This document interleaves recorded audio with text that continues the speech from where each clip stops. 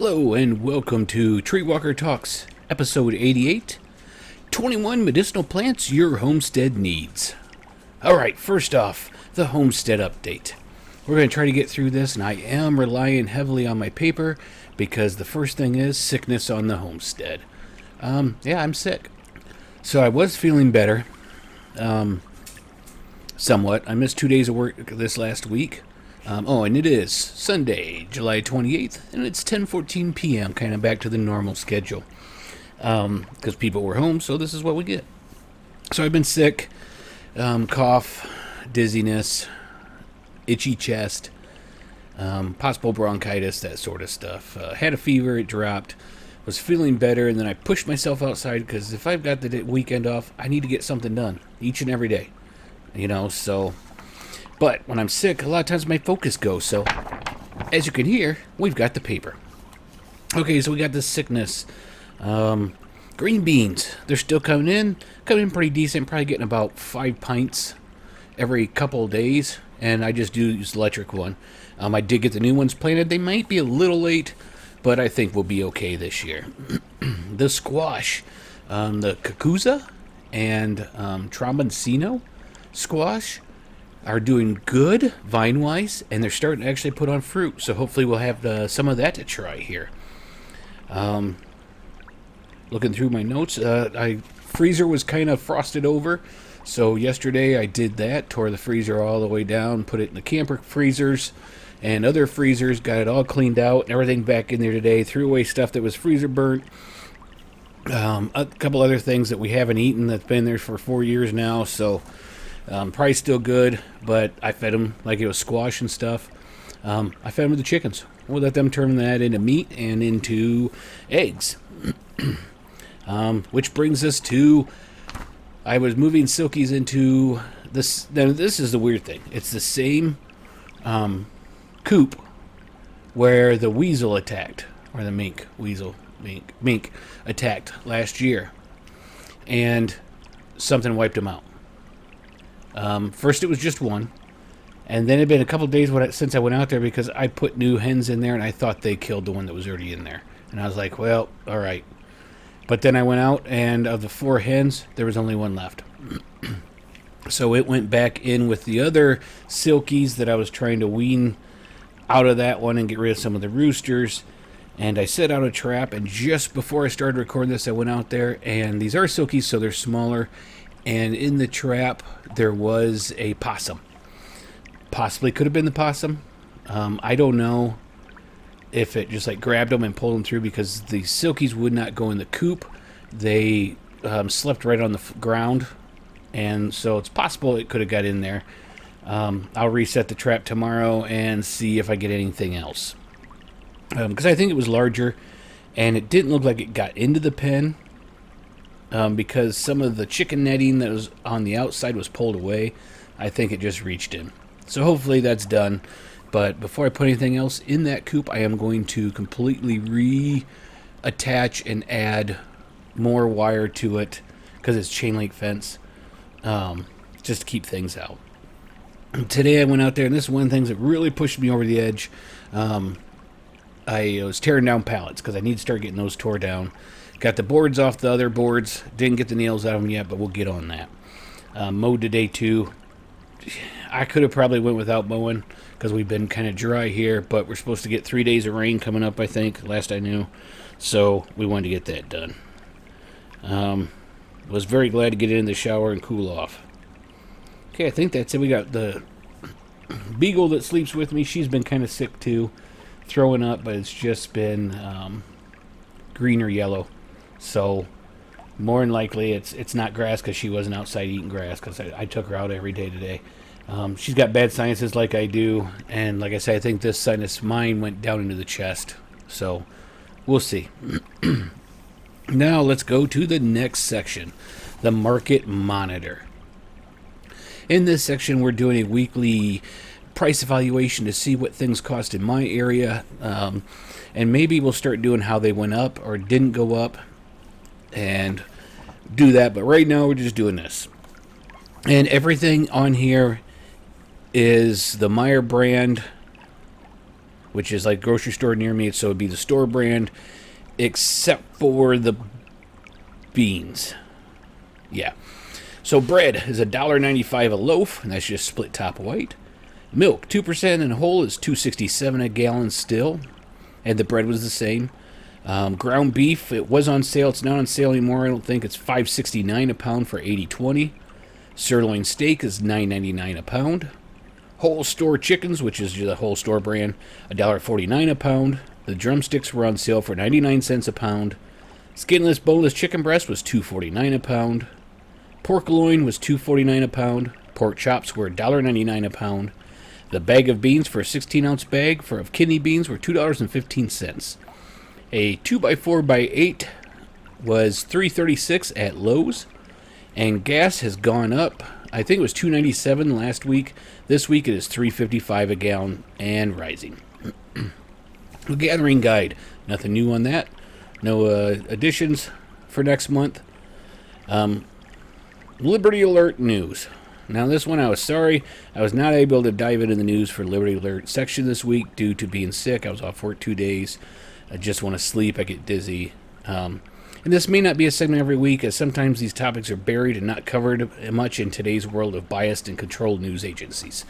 So, like I said, I'm trying to use this as what is going on in the homesteading, ungovernable, agorist lifestyle. You know, kind of like how the farmers were getting screwed in Denmark. All right, let's jump into the main topic and the title. 21 medicinal plants your homestead needs. First off, let's do the disclaimer. So before we dive into today's topic, it's important to mention that the information shared in this segment is for educational purposes only. It's not intended to replace professional medical advice, diagnosis, or treatments. Always seek the advice of a qualified health provider with any questions you may have regarding medical condition. And I am not a doctor, even though I did play one in a movie. No, I didn't. So, just like I said, that's a disclaimer you have to put out there, especially on YouTube and stuff.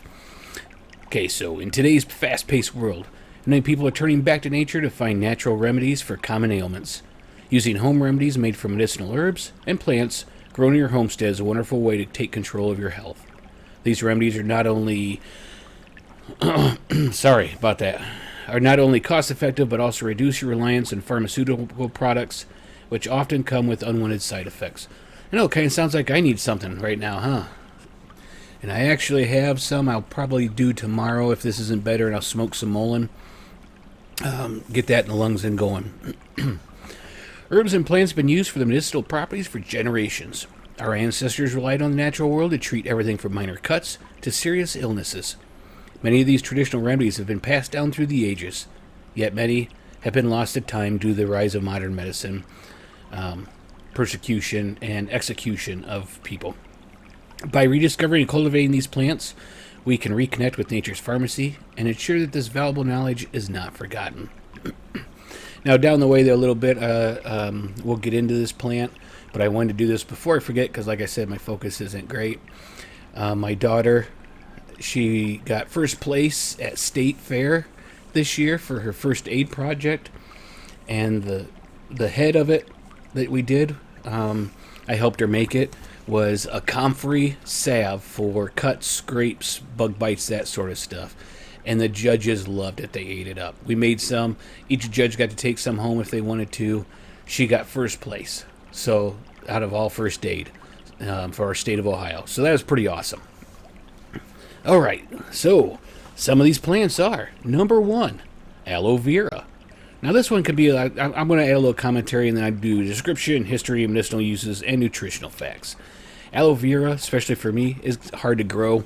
For some reason, I just haven't got the knack of that yet. So it doesn't grow everywhere, especially not the huge plants where you can really get a lot of good stuff out of them. But aloe vera is a succulent plant with thick, fleshy green leaves that grow in a rosette pattern.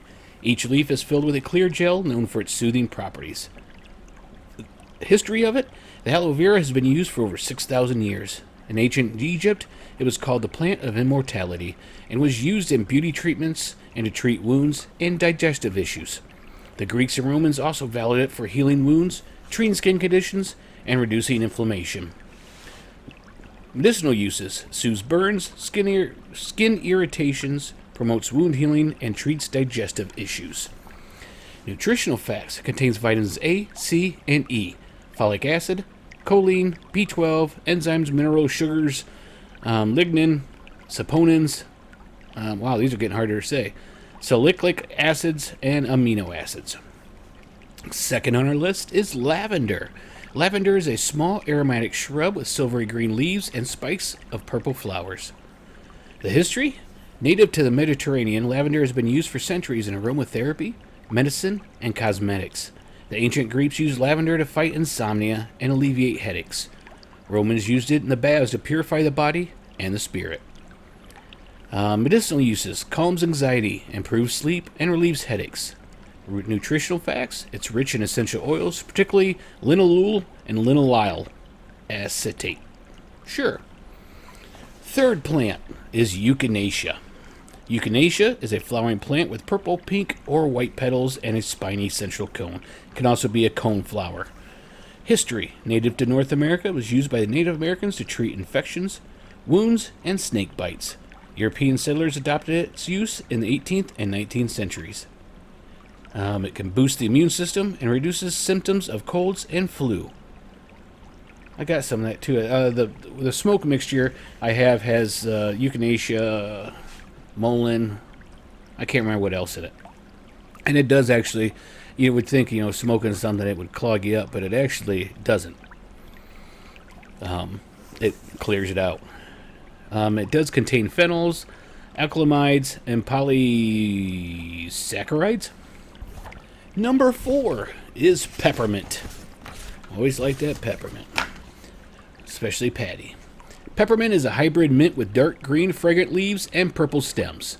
It was used since ancient times. Peppermint has been found in Egyptian pyramids dating back to 1000 BC. It has been widely cultivated for its aromatic leaves and essential oils. It can relieve digestive issues, reduce nausea, and soothe headaches. Rich in vitamins A and C, calcium, iron, magnesium, and potassium. So that's pretty awesome. Number 5, chamomile. Chamomile is a small daisy-like plant with white petals and a yellow center. It was used in ancient Egypt, Greece, and Rome for its calming properties. Egyptians dedicated it to their gods and used it to embalm the dead. It promotes relaxation, aids in sleep, and soothes digestive issues. Contains flavonoids and terpenoids. Don't these just sound made up? I don't. Number 6 is the plant we talked about earlier, comfrey. Comfrey is a perennial herb with large hairy leaves and small bell-shaped flowers. Native to Europe, it has been used since ancient times to treat broken bones, earning it the nickname knit bone. The Greeks and Romans used it to heal wounds and reduce inflammation. Medicinal uses: it promotes wound healing, reduces inflammation, and supports bone repair. Contains elatonin, rosmarinic acid, and tannins. It also can be used as a chop and drop. It is a great fertilizer. Plantain. This is probably out in most people's yards. It's a common weed with broad green leaves and a small greenish flowers. Used historically for its healing properties in Europe and North America. Native Americans referred to it as the white man's footprint because it grew wherever settlers went. It heals wounds, reduces inflammation, and soothes insect bites. So you could actually mix this with the comfrey and the salve, and you get kind of 1-2 punch. It is rich in vitamins A, C, and K, and also calcium. Burdock. Not Murdoch, burdock. I've got this all over my backyard. I've shown it to you several times. Can use me like coffee and stuff. But here we go. Burdock is a biennial plant with large leaves and purple thistle-like flowers. So it'll be like plants the first year and then it shoots up, kind of like mullein the second year. Used in traditional Chinese medicine for thousands of years to detoxify the blood and treat skin conditions. In Europe, it was used as a diuretic and to treat gout. It detoxifies the bloods, improves skin health, and supports digestion. Contains inulin, vitamin C and E, potassium, and magnesium. And number 9 is mullein. Mullein is a biennial plant with tall spikes of yellow flowers and large velvety leaves. So, it's the leaves you smoke. History. Used by ancient Greek and Romans for respiratory conditions. In the Middle Ages, it was believed to ward off evil spirits. soothes respiratory issues, reduces inflammation, and supports ear health. Contains saponins, flavonoids, and mucilage. Number 10 is calendula. Calendula is a flowering plant with bright orange or yellow petals. Used historically in Europe and Asia for its healing properties. It was used in ancient Greece and Rome to treat skin conditions, and in the Middle Ages for wound healing. It heals wounds, reduces inflammation, and supports skin health. Contains triterpenoids, flavonoids, and carotenoids. Man, I'm telling you, these they're made up. 11, and just about a little over halfway through, I guess. 10 and a half would be half. Yarrow is number 11. Yarrow is a perennial plant with feathery leaves and clusters of small white or pink flowers. Used by ancient Greeks to stop bleeding and treat wounds, it was also used by soldiers during the Civil War to treat battlefield wounds. Stops bleeding, reduces fever, and relieves pain. Contains flavonoids, tannins, and alkaloids. Number 12, which a lot of times you can't even get rid of this one. It is dandelion. Dandelion is a common weed with bright yellow flowers and jagged leaves. Used historically as a tonic and diuretic in traditional Chinese medicine and by Native Americans. Supports liver health, aids digestion, and acts as a diuretic. Rich in vitamins A, C, and K, and calcium, iron, and potassium. 13. Stinging nettle. And boy, does it sting. It is a perennial plant with serrated leaves and small greenish flowers. Known for its stinging hairs and used historically by ancient Egyptians to treat arthritis and lower back pain. It was also used in medieval Europe as a diuretic and to treat joint pain. It reduces inflammation, supports joint health, and acts as a diuretic. It's high in vitamin A, C, and K, iron, calcium, magnesium, and protein. Man, that's quite a wall up there, huh? Number 14, common purslane. Common purslane is a succulent plant with fleshy red stems and small yellow flowers. Valued for its nutritional content and used in traditional medicine in India and Persia for its anti-inflammatory properties. Reduces inflammation, supports heart health, and provides antioxidants. It's rich in omega-3 fatty acids, vitamins A and C, magnesium, and potassium. Potassium. And number 15 is garlic mustard. Garlic mustard is a biennial plant with heart-shaped leaves and small white flowers. Used historically in Europe for its antiseptic properties as a digestive aid. It was also used to treat wounds during the Civil War. Supports digestive health, acts as an anesthetic, and provides antioxidants. Contains vitamins A, C, calcium, magnesium, and potassium. Jewelweed is number 16. Jewelweed is a herbaceous plant with orange or yellow flowers and succulent translucent stems. Used by Native Americans to treat skin irritations, particularly poison ivy and insect bites. Soothes skin irritations, reduces inflammation, and supports wound healing. It contains saponins and flavonoids. Number 17. I have this out there and I would love to get rid of it, but yeah, it's hard to. And it is Creeping Charlie. Creeping Charlie is a perennial evergreen creeper with round scalloped leaves and small purple flowers. Let me just stop there for a second. That's the one thing that's really nice about it is the pollinators just love it. So it kind of helps draw them to my garden. It's used historically in Europe for its medicinal properties, particularly for respiratory conditions, and as an anti-inflammatory. Reduces inflammation, supports respiratory health, and acts as an astringent. Contains vitamins A and C and volatile oils. Volatile oils! Oh, that's viscous material. Number 18, cleavers. And I actually just found out I have some of these in my backyard. Cleavers is a herbaceous annual plant with whorled leaves and small white flowers. Used in traditional European medicine to support lymphatic health and as a diuretic. It's also used to treat skin conditions. It supports lymphatic health, reduces inflammation, and acts as a diuretic. Contains vitamin C and K, coumarins, and iridoids. Number 19, wood sorrel. Wood sorrel is a small perennial plant with heart-shaped leaves and delicate, bell-shaped flowers. Used historically in Europe for its sour taste and medicinal properties.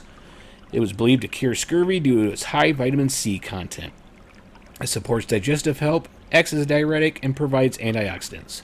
Rich in vitamin C, oxalic acid, and antioxidants. Number 20, lamb's quarters. Lamb's quarters is a fast-growing annual weed with diamond-shaped leaves that are powdery underneath. I actually didn't know that that's what this was. I have this out there growing too, and it's been everywhere I've lived.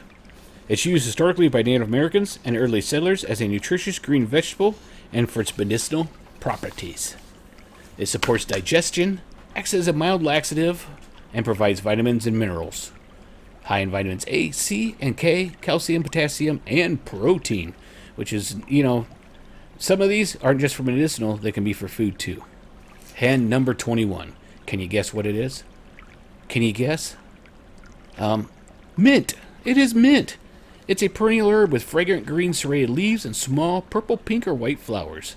Used since ancient times in Greek, Roman, and Egyptian cultures for its medicinal properties and refreshing taste. It aids digestion, relieves nausea, and provides a cooling sensation for topical application. Contains vitamins A and C, calcium, magnesium, and potassium. Okay, now there's 21 here, and I want you to know this isn't the list of everything you need for it. This is just 21 of the ones that I found and thought we should talk about. Also, if you want to know how to use them, do your own research. I don't want to do it just for liability issues. Maybe we'll show videos later of different ones like I did with comfrey. Growing medicinal herbs on your homestead is a rewarding and practical way to enhance your health and well-being. Not only do these plants provide natural remedies for common ailments, but they also contribute to a sustainable lifestyle. Remember, always consult with a healthcare professional before starting any new treatment. Happy gardening, and stay healthy. And what else? That's right, stay alive out there, and keep on surviving.